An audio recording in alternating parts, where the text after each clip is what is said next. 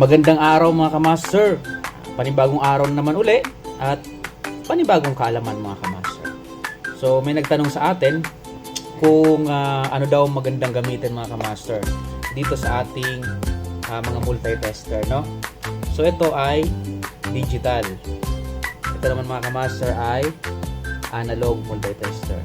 So ano daw yung magandang gamitin? So hindi ko lang malaman kung ano ibig sabihin ng tanong niya sa maganda, no? So siguro papaliwanag na lang natin. Lahat naman tong multi-tester na to ay magandang gamitin, ano mga ka-master, kasi as long na nasa-serve niya yung purpose, yung gamit niya, magandang gamitin siya mga ka-master, no? Ang kaibahan lang dito sa ating analog, kailangan mo pang i-calibrate yung itong analog, kailangan mo pa siyang i-calibrate, no? At saka mano-mano mo siyang babasahin, kaya analog mano-mano mong babasahin mga ka-master, depende sa iyong settings. Dito sa ating digital automatic, mababasa mo na kaagad yung kung ilan yung value niya. Halimbawa resistor, kung ilan yung value niya, yung capacitor, kuha mo na kaagad. Samantalang dito yung accuracy nito ay siguro mga sabihin natin mga 95%, unlike dito 100% yung accuracy niya, no?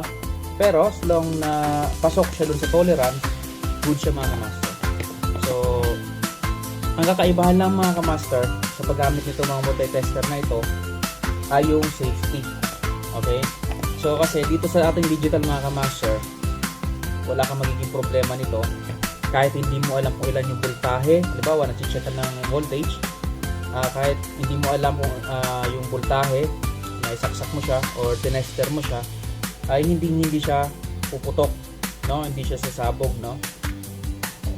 Hindi gaya nitong analog, kailangan mo siyang, pag hindi mo alam, ang gagawin mo, kailangan mo siyang i-set sa mataas na value, no? Kaya ito, kung medyo aanga-anga ka, tatanga-tanga ka dito mga kamaster, no? Kuminsan kasi nagsiset tayo, halimbawa yan 750 volts, minsan baliktad yan mga kamaster, no?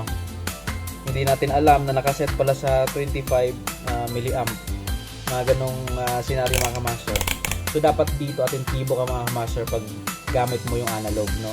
Maganda gamitin din yung analog, no? Maganda gamitin yung analog kasi yung mga yung mga matataas na na tawag nito resistance, kuha mo dito mga kamaster.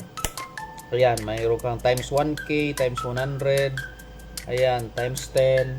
So maganda to gamitin, lalong-lalo na sa mga resistor o ano ba man na ite-test mo. Pero ang problema lang talaga ito mga master sa voltahe, kapag ginamit mo siya, kailangan na bago mo isaksak yung kanyang probe, no, na-set mo na siya ng maayos, no? Ito sa safety, mas okay ang digital compare mo dito sa ating analog. So yun mga kamaster,